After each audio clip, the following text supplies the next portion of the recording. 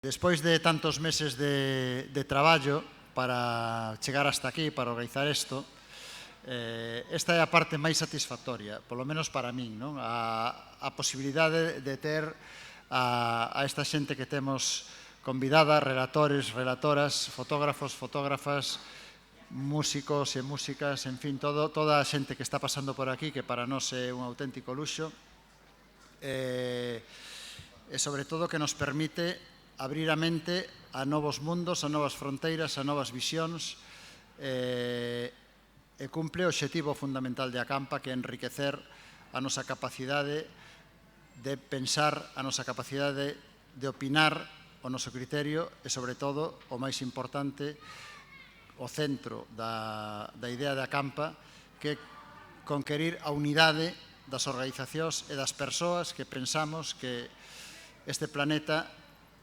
ou respeta os dereitos humanos ou temos pouco futuro. E cando me refiro aos dereitos humanos tamén me refiro á ecoloxía e a tantas cousas que forman parte deses dereitos humanos, non? Porque un planeta sin ecoloxía non pode ter dereitos humanos, por definición.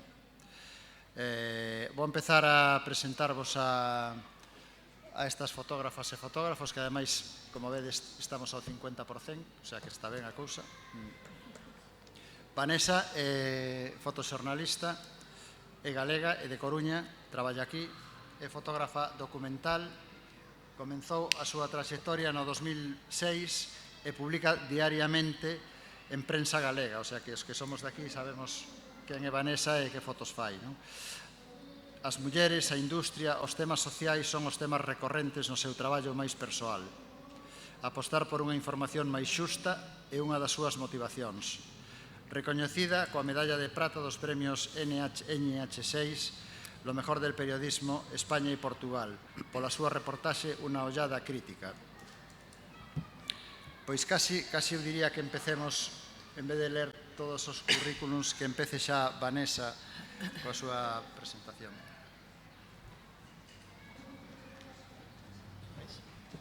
Bueno, ¿qué tal? Buenas tardes. Muchas gracias por venir. Os cuento un poco de esta fotografía. El año pasado, en febrero de 2022, fui al Sáhara un poco a trabajar un poco por mi cuenta, a hacer un trabajo personal, con una motivación.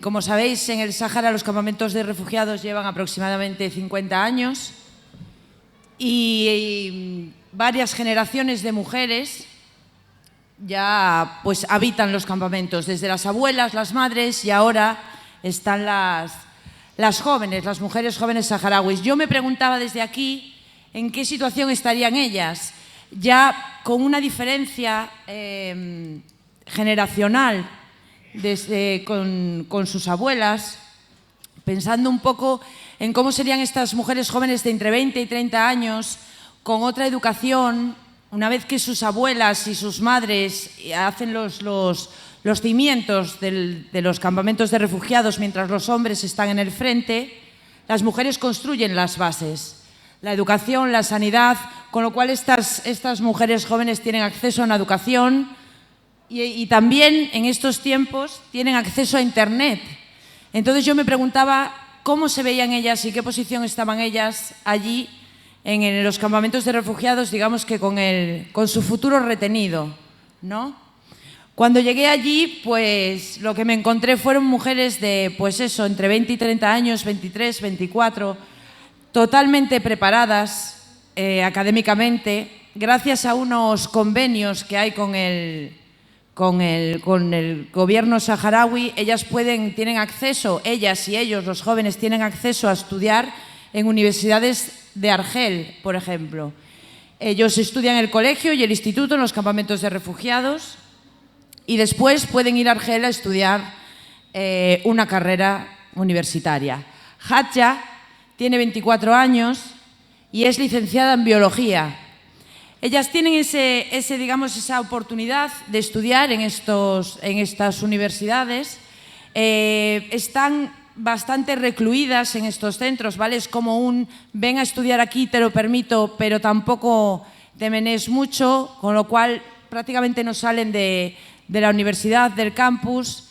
Y bueno, aunque no todo es tan bonito como parece, para ellas en un campus universitario argelino, pues tienen esa oportunidad. Ella es licenciada en biología, sus amigas son licenciadas en filología inglesa, en marketing, en diseño gráfico, como nuestras jóvenes, ¿no? ¿Qué pasa con ellas? Que una vez que acaban los estudios, que están en 2 o 3 años estudiando en la universidad, tienen la obligación de volver a los campamentos de refugiados.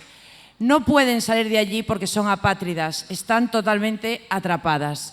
Así que actualmente en los campamentos de refugiados, estas mujeres que ya son nacidas en los campamentos y no son nómadas, como fueron sus abuelas o sus madres cuando eran pequeñas, están retenidas en los campamentos con licenciaturas, con móviles, con internet, con una conciencia muy clara de lo que hay más allá de los campamentos y totalmente atrapadas, ¿no? Me parecía muy importante reflejar esto dentro de esta historia. Además, por ser mujeres en su cultura y en su sociedad, pues también tienen que sufrir el machismo y el no poder hacer cosas que los hombres sí hacen.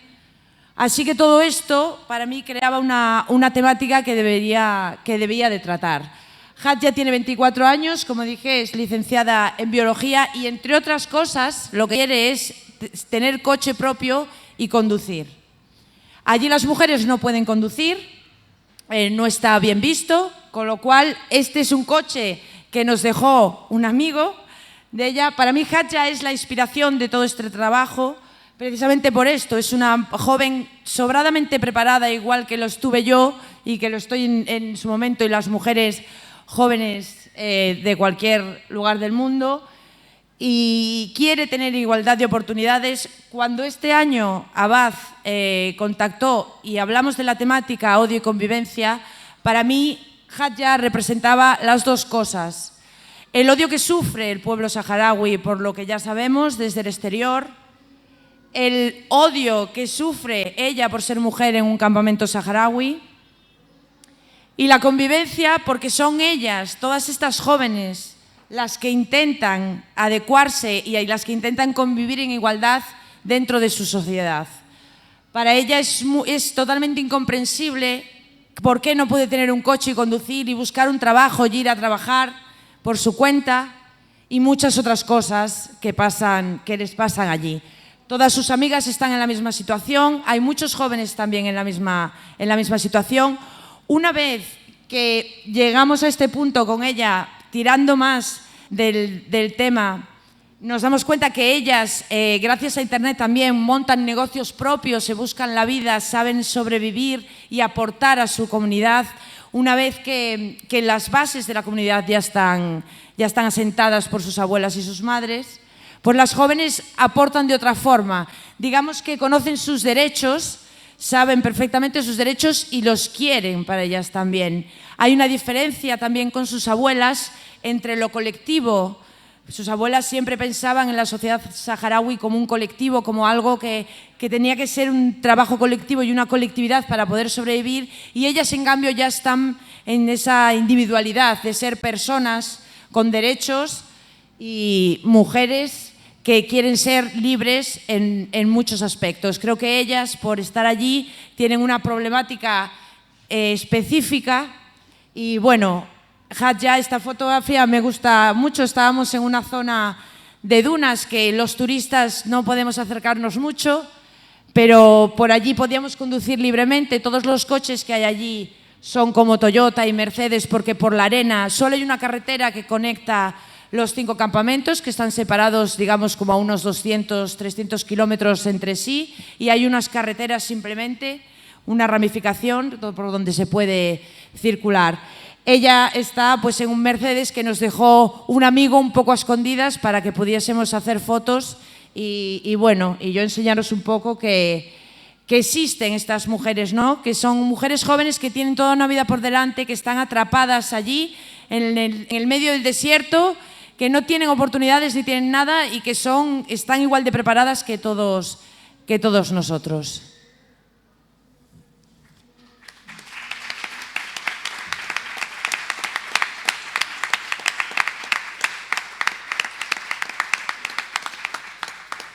Muy Grazas, Vanessa. Bueno, cando rematen a súa exposición, naturalmente podedes facer preguntas, se queredes, tanto do seu traballo como do fotoperiodismo en xeral. Vai, Óscar, vas ti agora, parece ben. Bueno, temos aquí outro galego, así rematamos a tanda de galegos, que é Óscar Corral. Óscar Corral é un veterano fotoxornalista, comenzou o seu traballo na Voz de Galicia en 2003, atraído polo fotoperiodismo durante a traxedia do Prestige. Tras pasar pola fotografía institucional no Executivo Galego, Xunta de Galicia, regresou á prensa diaria na Axencia EFE, onde publicou nas principais cabeceiras internacionais a través de European Photopress Agency, a EPA. Desde 2009 traballa como fotógrafo para o diario El País en Galicia, é o corresponsal en Galicia. Labor que compaxina con reportaxes internacionais para o mesmo periódico, así como para El País semanal. Recibiu distintos premios polas súas coberturas, en fin, ganador de Galicia en Foco, Premio Amencer da Fotografía 2021, bueno, un veterano da fotografía internacional que traballa en Galicia, pero que se move polo mundo. Hola, moi boas. Gracias por asistir a este coloquio. Bueno, a ver, a miña presencia neste certame, pois, como o resto dos compañeiros, foi a través de Xosé Abad que nos pediu fotografías que tiveran que ver con odio e convivencia, e eu de todos os traballos que teño realizado en distintas coberturas para o medio no que traballo, pois pensei que unha das que mellor se podían acomodar neste discurso foi unha cobertura que ademais está de efeméride. Hoxe, un día como hoxe, un 17 de xuño, perdón, un 17 de xuño como hoxe de fai 5 anos, pois non sei se lembraredes que chegou un barco chamado Aquarius ás costas de Valencia. Era un barco no que eu estaba a bordo, no que embarcara facía unhas semanas antes, unha semana e media, casi 2 semanas, embarcara antes en Catania. Vos vou a poñer un pouco en contexto para que entendades esta imaxe.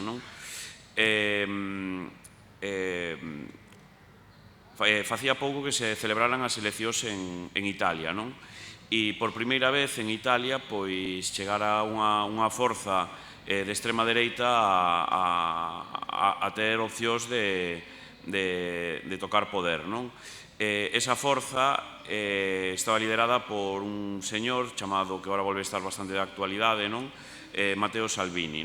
Matteo Salvini, cas negociacións que se estaban facendo no goberno de Italia en aquel momento, pois parecía que iba a cadar unha carteira de goberno, e era a primeira vez que algún dos países máis afectados pola migración pois chegaba a extrema dereita a ter control sobre esas carteiras, sobre o control das fronteiras. E entonces, como uns días despois de que Matteo Salvini fora investido ministro de Interior de Italia, nos pensamos naquel momento que obviamente unha das cousas que en campaña prometera era que iba a bloquear e que iba a parar o que el chama tráfico de persoas no Mediterráneo. E entón pensamos que era interesante a nivel documental, a nivel xornalístico, estar aí. Entón, tivemos a sorte, ou tuve eu a sorte, xunto cunha xornalista, compañeira miña, chamada Nayara Galarraga, conseguimos poñernos en contacto con MSF, con Médicos Sin Fronteiras, e entrar a un dos barcos que operaban en aquel momento na zona SAR, que ven zona SAR, SAR ven das siglas en inglés de zona de búsqueda e rescate, e entrar nesa zona SAR. E por que estábamos ali? Pois xustamente por eso, pola chegada da extrema dereita ao goberno de Italia. Entón, nos subimos ese barco e participamos nunha operación de rescate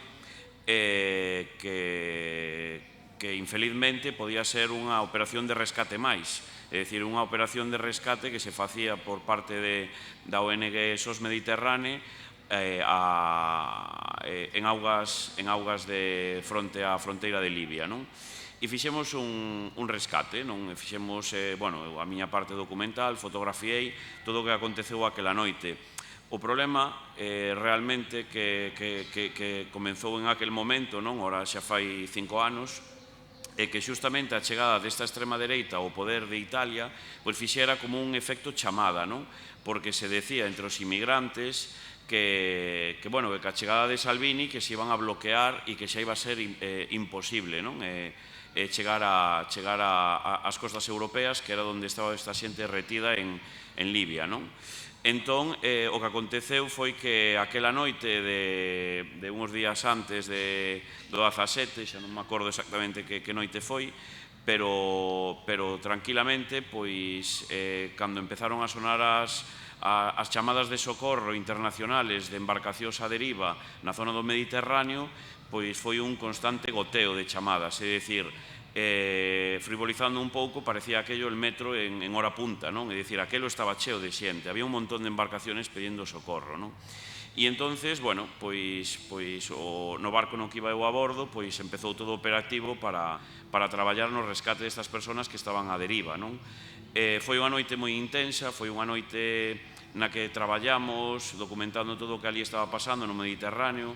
Lembro que era unha noite moi oscura, había moi pouca luz ambiente, non era unha noite destas de luar na que de tal, lembro que había moi pouquiña luz, e comenzou todo ese trasiego de inmigrantes e de traballo de rescate de todas aquelas persoas que estaban abandonadas a súa sorte nas augas do Mediterráneo, E traio esta imaxe especialmente para falar dela, porque cando falamos dos rescates, se falou, hai unha cifra que é 626 persoas rescatadas polo barco Aquarius, E entón, ás veces sí que se pregunta, en plan, si eu asistín ao rescate nas augas do Mediterráneo de 629 persoas, creo que é o dato exacto, 629 migrantes, E non, eu non asistín ao rescate desas 629 persoas.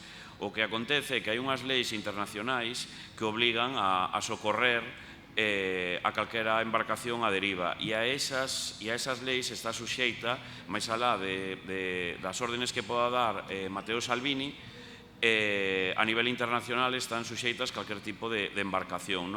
Entón, o que acontece é que, aparte das persoas que estaba rescatando o barco, o goberno de Italia tiña tamén por ali distintos tipos de embarcacións, incluso había embarcacións pesqueras tamén pola zona e que tamén estaban, de algún xeito, acudindo a esa chamada de socorro de un montón de embarcacións a deriva no Mediterráneo, naquela noite.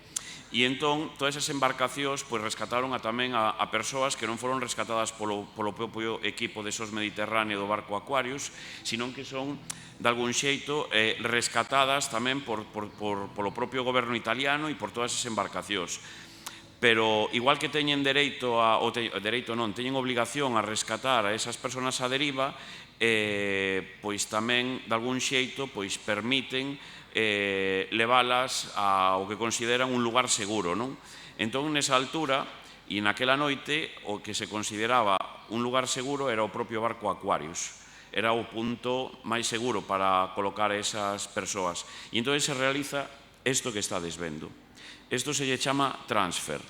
Entón, que é un transfer? Un transfer son cando, por exemplo, autoridades italianas, as persoas que vemos cos traxes EPI colocados con mascarillas, isto é antes do COVID, pero xa polo tema son cos protocolos de protección a estos inmigrantes, pois xa era como entre as autoridades obligatorio colocar este tipo de dispositivos que no propio barco Aquarius nos rechazábamos porque o vemos como unha barreira violenta hacia as persoas que se están intentando rescatar, pois aquí vemos a estas persoas que pertencen ao goberno italiano como encontraron estes inmigrantes á deriva e os colocaron nesta barcaza de carga, porque é unha barcaza de carga do goberno italiano, colocados, pois, eu diría, non sei que vos expresa a vos a imaxen, pero eu diría que son colocados como carga.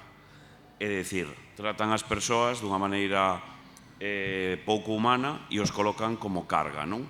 E por que digo carga? Porque para o goberno italiano nese momento os estaba tratando como se foran mercancía, non? Que non permitían o tránsito e que non permitirían que a veces utilizando incluso artigos un pouco despectivos de non vamos a permitir que eso chegue ás nosas costas, vamos a cortar el flujo de persoas nas nosas fronteiras. E entón podemos ver nesta imaxen, que eu no seu momento titulei Transfer e que tuvo bastante recorrido na súa altura na publicación de moitos medios, pois eso, como despois de que el goberno italiano a través do Ministerio de Salvini prohibira a entrada e de algún xeito rexeitara a entrada deste barco a augas italianas, pois como recolocaban todas estas persoas, a todos estes migrantes, no barco Aquarius a través dun transfer.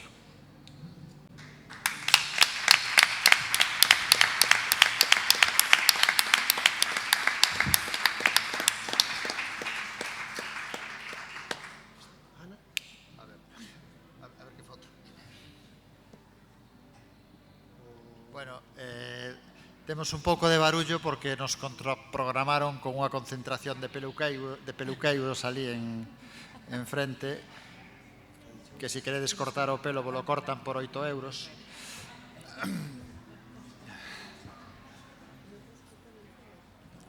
Javier.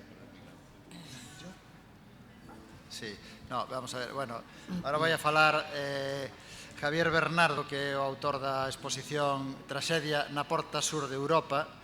Javier foi a única testemunha do que sucedeu na parte, bueno, iba a decir da parte española, pero en realidade todo sucedeu na parte española, como explicará él, non? O pasado 24 de xunio, onde foron masacrados, pois, bueno, 33 mortos confirmados, 77 desaparecidos, mortos, 450 devolucións en quente e centos de feridos, non? Javier é fotógrafo freelance. Freelance é unha descripción que parece moi bonita, pero, bueno, freelance é un traballador autónomo que non ten ninguna seguridade, que traballa pola súa conta pagando o seu traballo e, se ten sorte, o coloca en medios de comunicación que pagan mal por un traballo excelente. Non sei se foi un resumen. Sí, buen resumen. Vale. Javier foi formado como fotógrafo na EFTI, bueno, estudiou na EFTI, formado como fotógrafo na vida real. Traballou para Madrid Diario. Bueno, posteriormente trasládase a Melilla para traballar no Faro de Melilla, especializado en temas sociais e de fronteira, con publicacións en axencias que intercala con fotografías de prensa política. O seu traballo é magnífico, o seu tratamento da cor tamén é magnífica, e, bueno, eu creo que este traballo vai a ser clave para, se algún día se pode facer xustiza sobre eso. Parece que a intención non é esa, porque por as informacións que temos, as denuncias de momento que están presentadas foron rexeitadas por falta de probas. Non sei que serán probas, porque se hai unha fotografía que se ve onde masacran a unha persoa, onde a policía marroquí está no territorio español levándose a xente para Marrocos de xeito ilegal, e hai unha foto, supoño que será unha proba, pero, bueno, non quero facer o traballo de Javier, así que lle cedo a palabra. Bueno, buenas tardes. Yo no tengo acento gallego, soy andaluz, pero bueno. Voy a poner un poquito en contexto la fotografía y y ya después entramos un poquito, comentamos la foto. Esto fue el 24 de junio de 2022. Como todos sabéis, ese día hubo un salto en la valla, en el puesto fronterizo de Barrio Chino, que es el puesto azul ese que se ve ahí en la fotografía. Y como bien ha dicho José, murieron 37 personas, hay 77 desaparecidos. El sábado que viene cumple un año y aún nadie ha dado ningún tipo de explicaciones ni nadie es culpable de una masacre de suponemos 130 personas. Ese día cubro yo la noticia sobre las 9:15, aunque el salto se empezó a producir a las 7 de la mañana.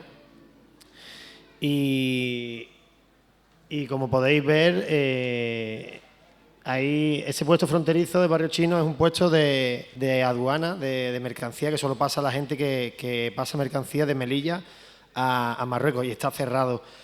Los migrantes ese día se bajaron desde el Monte Gurugú, que es donde se acampan para bajar a las puertas de Melilla.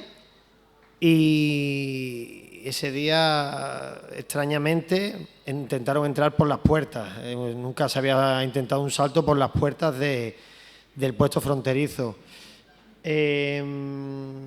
Consiguen entrar en España sobre 1000 personas, bueno, al patio interior, porque recordemos que se habla de una tierra de nadie, una zona de operación conjunta, que eso no existe. Ese puesto fronterizo se construyó en 1980 por España, con dinero de España.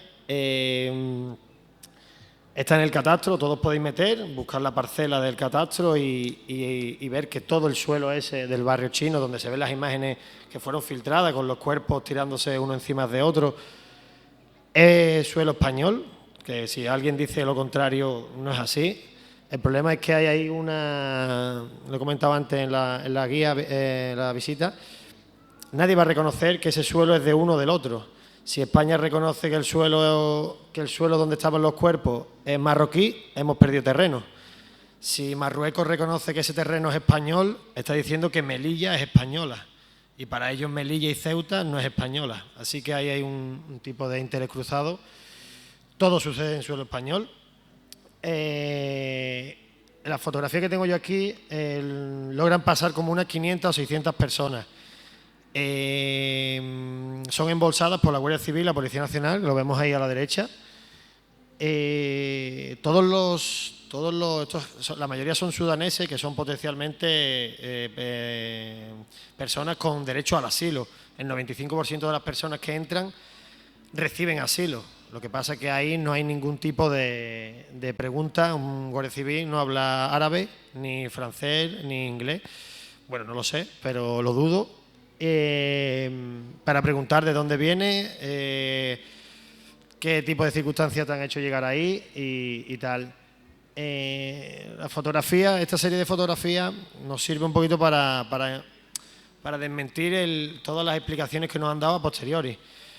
Hay 5 o 6 explicaciones que la Fiscalía tampoco ha querido coger, no sé si ha visto la foto la Fiscalía, pero lo dudo, o si la ha visto no ha querido tenerla en cuenta, como que había asistencia sanitaria. No hubo asistencia sanitaria, la única ambulancia que había estaba a 500 metros a la derecha de la fotografía, no asistieron a nadie. Que los 470 personas que dice el defensor del pueblo fueron atendidas con el protocolo de frontera, lo dudo también. También decía el ministro Marlaska que no habían entrado policía marroquí ni gendarme royal marroquí a suelo español. Yo en ningún momento me voy a Marruecos a hacer la fotografía. En la serie de la fotografía se ve gente de aspecto magrebí en suelo español al lado de la Guardia Civil y de la Policía Nacional. Y bueno, una serie de declaraciones que fácilmente se comprueban que es mentira. Esta fotografía, el chaval que tenemos aquí en primer plano se llama Bilel, tiene 20 años, después estuve hablando con él a posteriori de esos días y el chaval llevaba 2 años de camino, 2 años y medio, venía de Sudán, había pasado por el Chad, Libia, Argelia. En Libia intentó pasar, creo que se fueron 1 o 2 veces por una patera para intentar llegar a las costas italianas. No lo consiguió. lo metieron en una cárcel, le tuvo que pedir dinero a la familia y ese día fue el segundo intento de salto para la entrada en España. Él me contó que habían muerto amigos suyos ese día en La Valla, que nadie lo localizaba. Y eso es todo. Y muchas gracias.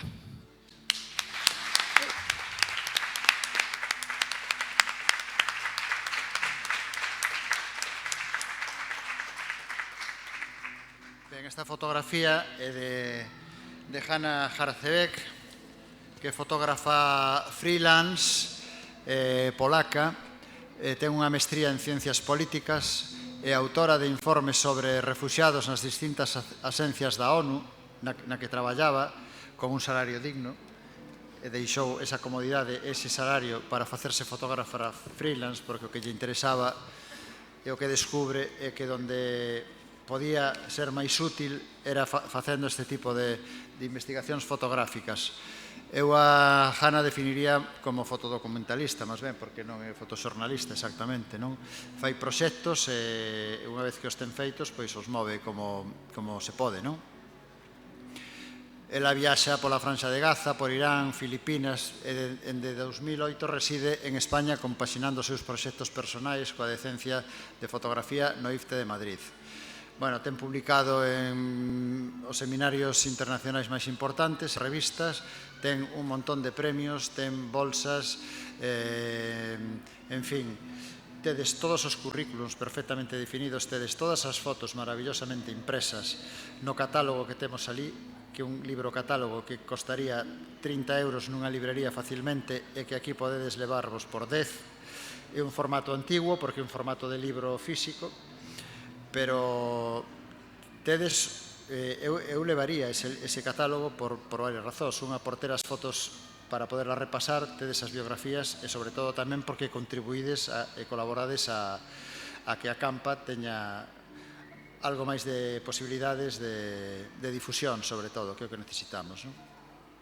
Bueno, vou a deixar a palabra a Hanna porque queríamos ter a posibilidade de que fagades alguna pregunta si queredes e deberíamos de rematar como moi tarde a 7:10.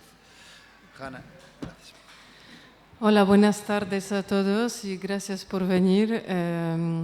Sobre todo que sé que salir de la siesta no es fácil a veces. Bueno, primero os quería un poco poner en el contexto porque para muchas personas que no son de Polonia o ni siquiera de la región del que voy a hablar, este tema es un poco desconocido. Esta foto está tomada en un bosque que se llama Białowieża, es un bosque primaveral, el último bosque primaveral en Europa, y que se sitúa en la frontera entre Polonia y Bielorrusia. En esta frontera hay muchos refugiados que intentan pasar y que se confrontan con políticas antimigratorias muy fuertes que contrasta mucho con la acogida que tienen los refugiados ucranianos, y esto fue una de las razones por que yo quería hacer este proyecto, este trabajo. Aquí en esta frontera hablamos de los refugiados que vienen sobre todo de Oriente Medio, de países como Siria, Afganistán, Irán, pero también cada vez más viene gente de países africanos e incluso yo he encontrado en el bosque gente que venía de Cuba, por ejemplo, pasando por Rusia, Bielorrusia, intentando cruzar la frontera con Polonia para entrar en Europa.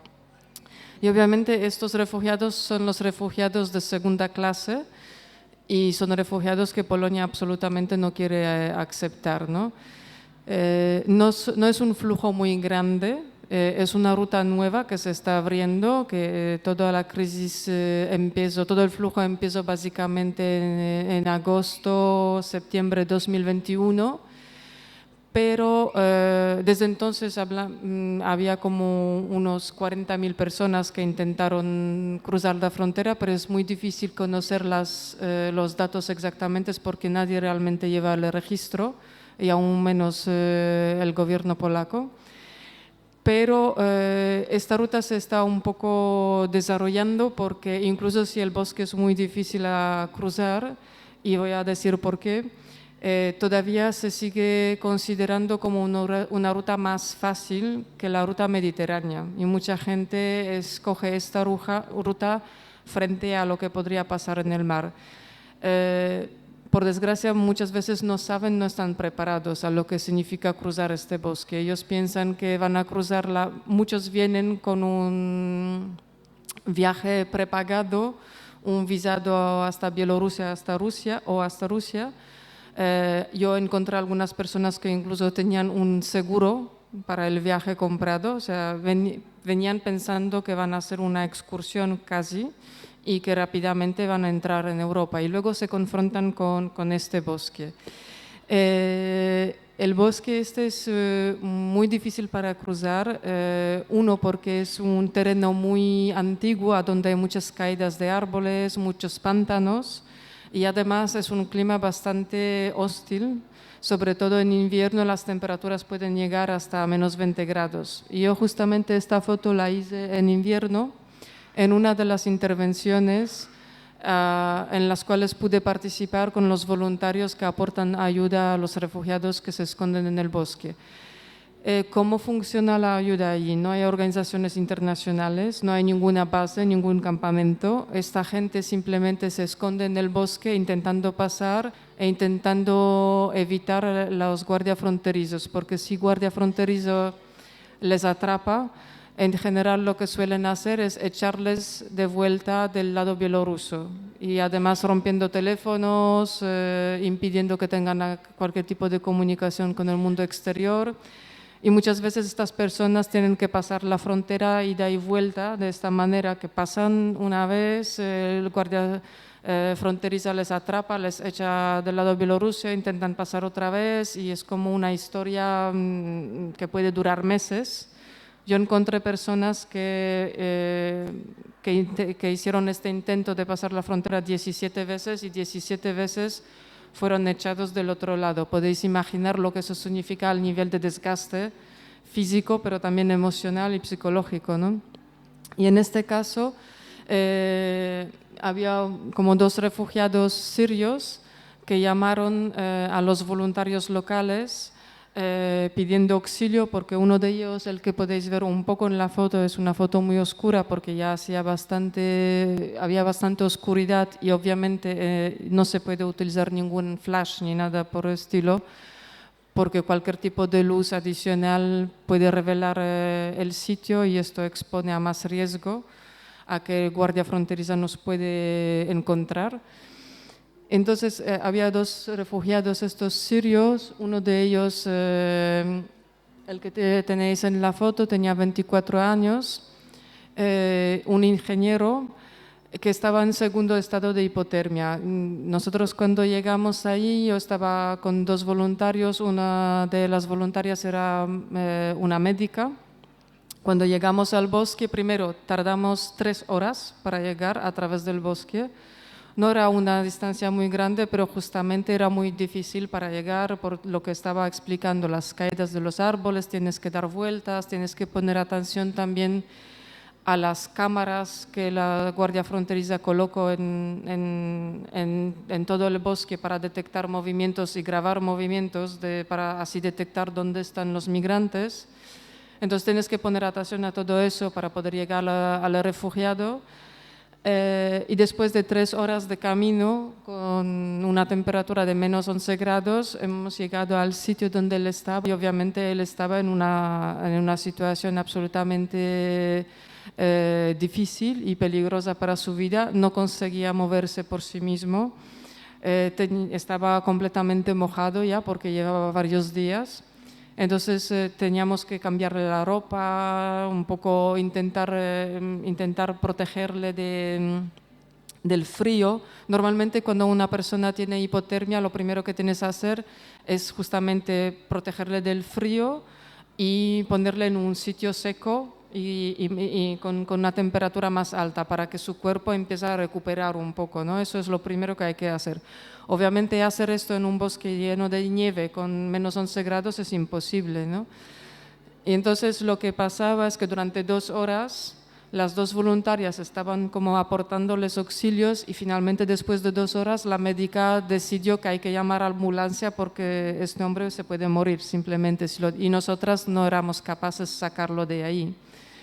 Entonces llamamos a la ambulancia, estábamos esperando 4 horas. Cuando se llama ambulancia en este bosque, en general lo que viene es la Guardia Fronteriza en lugar de ambulancia y arrestan al refugiado. Nosotras sabíamos esto perfectamente, pero era una cuestión que o llamamos a ambulancia sabiendo que habrá Guardia Fronteriza que va a venir o este hombre se muere, ¿no?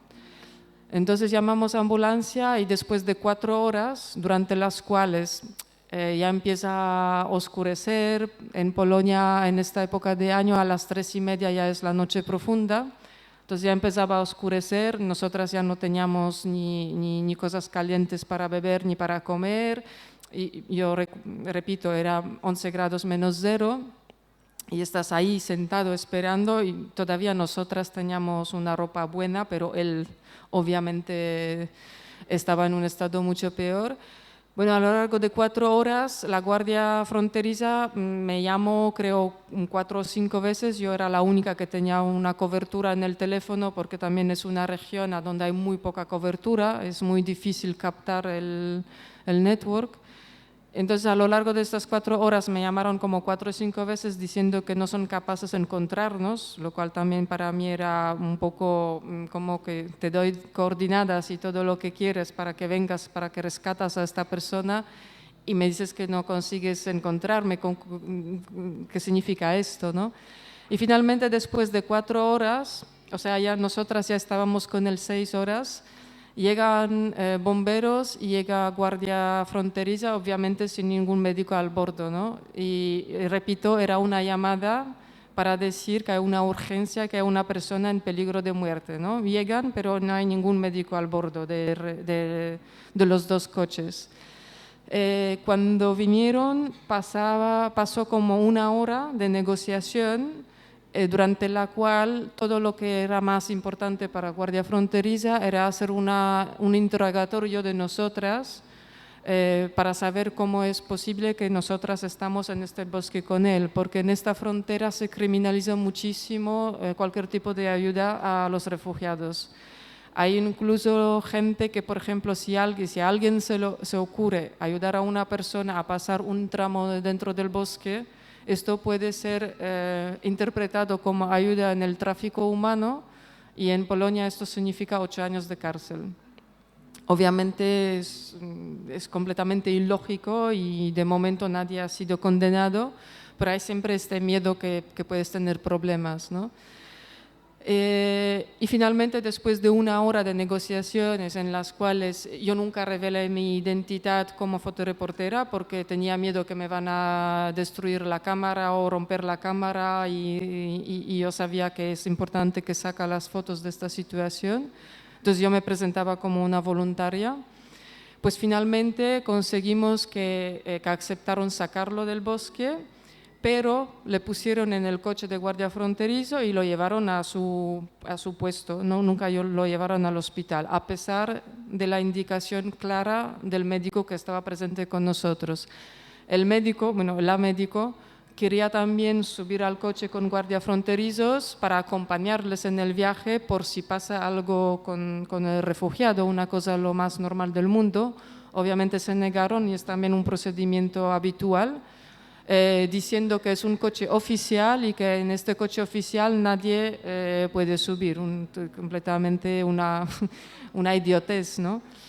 Nos dijeron que se van a ocupar de él y que ya está. Y nos dejaron en el bosque, ya a plena oscuridad. Nosotras teníamos que volver caminando 3 horas más y guardia fronteriza lo único que hacía estaba bromeando, preguntando si queremos que nos llaman ambulancia por si acaso nos pasa algo en el camino, ¿no? O sea, muy divertido, muy graciosos además. El día siguiente yo empecé a llamar a todos los hospitales y a hablar con los voluntarios que conozco en los hospitales, que vigilan un poco qué pasa con los refugiados cuando alguien ya llega al hospital. y me doy cuenta que este hombre nunca ha llegado a ningún hospital, ¿no? Entonces para mí era como, sabiendo en qué estado estaba, qué ha pasado con él, porque lo que suele pasar es que la Guardia Fronteriza lleva a alguien a su puesto y cuando la persona recupera un poco fuerza, le llevan de vuelta al bosque y le echan en medio de la noche de vuelta al bosque. Y yo me decía, si esto pasa con este hombre, pues se va a morir fijo. Es que no, incluso si recupera un poquito, el día siguiente va a recaer en la hipotermia y esto, como era muy débil, pues esto es la muerte fija, ¿no? Entonces, como sabía que no ha aterrizado en ningún hospital, empecé a intentar a obtener información de Guardia Fronteriza y obviamente no te dan ninguna información porque dicen que es protección de datos personales de la persona y en nombre de eso tú, como alguien que no está relacionado como familiar, no tienes ningún derecho a preguntar cualquier cosa. Entonces lo que se me ocurrió, lo que también me aconsejó un abogado ahí, porque contacté a un abogado, es utilizar una herramienta que se llama intervención parlamentaria. En Polonia existe algo así que si un diputado hace una pregunta oficial, que es justamente se llama intervención parlamentaria, a una institución pública, la institución pública tiene obligación de responder a esta pregunta. Y era la única manera que permitió obtener alguna información sobre este refugiado. ¿Y qué pasó después? Porque eso creo que es muy importante también. Una de las diputadas que yo contacté y pedí que haga este tipo de intervención, reveló mi identidad en la cuestión, cuando manda la cuestión a los guardias fronterizos, ha dicho que una de las mujeres presentes era una fotoreportera que ha hecho fotografías y que ha documentado todo lo que ha ocurrido en el bosque. Y yo creo que esto, entre el hecho que hay una diputada que se interesa y que también se dice que hay material fotográfico, ha hecho que Guardia Fronteriza respondió diciendo que el hombre está sano, que no le ha pasado nada, que hay un médico que ha venido, pero nunca demostraron hemos pedido una documentación, pero nunca nos han aportado ninguna documentación para demostrar que realmente algún médico le ha visto y le ha examinado. Y finalmente lo que pasó es que este hombre fue enviado a un centro que es parecido a lo que hay en España, que es como un CIE, ¿no? Lo cual obviamente no es lo mejor como solución, pero por lo menos no ha sido devuelto al bosque, no ha sido echado de vuelta en la frontera y yo creo que esto le ha salvado la vida en este momento, por lo menos, ¿no? Pero a partir de ahí ya era imposible de seguirle el paso y saber lo que pasa con él. Entonces yo intenté contactar también la familia y según lo que conseguí, hablando con la familia, que encontré un primo suyo, me dijo que estaba todavía en el CIE esperando que aceptaron su solicitud de asilo político y estaba esperando la decisión del juez. Y bueno, aquí termina la historia. Pero quería traer esta foto para que veáis un poco en cuáles condiciones se encuentran estas personas y obviamente si no había ningún voluntario ahí, esta persona se hubiera muerto, ¿no? Y en esta frontera prácticamente no sabemos cuántos muertos hay, cuántas personas se quedaron en el bosque, porque es muy difícil saber, ¿no? O sea, el cuerpo, cuando alguien se muere así, ahí los cuerpos en general, a veces se encuentran los cuerpos medio comidos por los animales, pero si se encuentra, se encuentra. Si no se encuentra, la persona desaparece para siempre. Y bueno, ya está.